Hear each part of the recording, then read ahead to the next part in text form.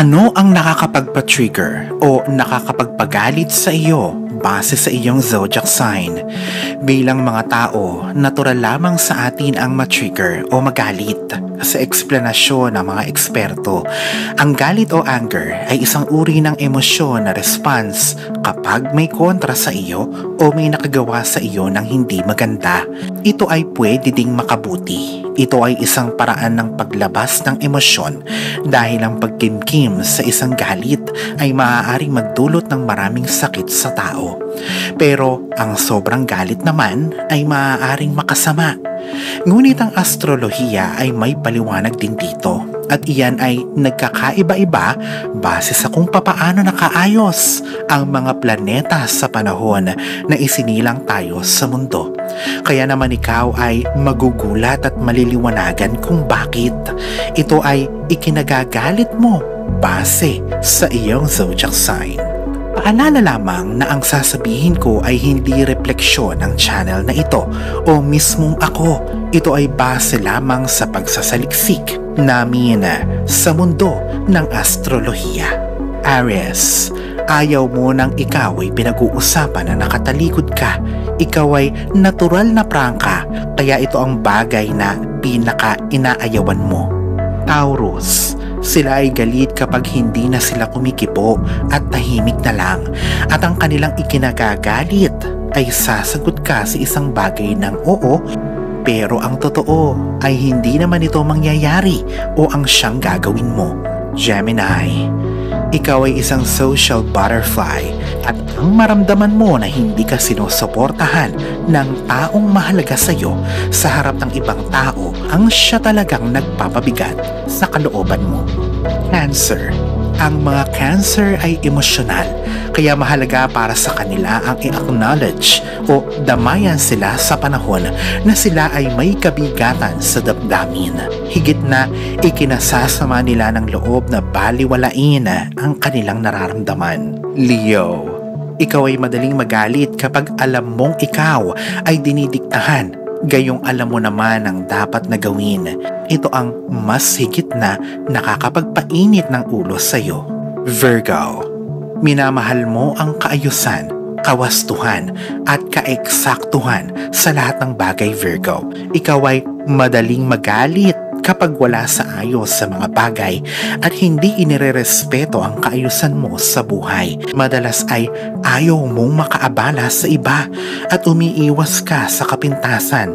Kaya naman higit na nakakapagpagalit sa iyo ay may hihiram sa iyo ng gamit pagkatapos ay hindi marunong magsauli nito. Libra, ikaw ay palaibig sa harmony at kabalansehan ng buhay. Madalas ikaw ang tagapamagitan sa mga hindi nagkakasundo. Kaya lang, ito ang ikinagagalit mo, Libra, ang hindi makasabay sa marami at sa agos ng buhay. Scorpio, hindi ka basta-basta nagpapatinag sa mga taong gustong maungusan ka sa buhay o mas maging ayad sa'yo. Pero huwag na huwag lang gagawa ng masama ang mga mahal mo sa buhay. At ito din ang talagang hustong nakakapagpagalit sa iyo. Ito yung mga taong hindi nagsasabi ng totoo sa iyo at traidor. Sagittarius, ikaw ay ruled ng elemento ng apoy. Ang mga Sagittarius ay pwede mong maging matalik na kaibigan at pwedeng maging matinding kaaway. Sila ay madalas na mapusok. Ito ang halimbawa na lubos na ikinagagalit mo ang may pumunta sa kaarawan mo at aagawan kanya ng atensyon mula sa iyong mga bisita. Capricorn, sa totoo lang, ikaw ay madalas na mukhang kalmado at tahimik kapag galit. Pero ito na talaga ang punto na dismayado ka sa pangyayari. Yung mga taong lubos na nakakakilala sa iyo ang talagang makakapagsabi na ikaw ay galit o hindi. Ito ang ikinagagalit mo, Capricorn. May mga taong nagbibigay sa iyo ng opinyon at payo, pero sila mismo ay hindi nila ito ginagawa sa sarili nila. Aquarius, ikaw din ay sobrang tahimik sa una. Madalas ay pinipilit mo pa itong baliwalain. Pero kapag hindi ka nakapagpigil, talagang baka pati ang bulkan ay matakot sa iyo sa galit mo. Ikaw ay nagagalit sa mga taong nagkakalat ng hindi totoo patungkol sa iyo. At ang panghuli, ang Pisces. Ayaw naman ng mga Pisces ng komprontasyon. Ayaw din nila ng mga bossy na tao.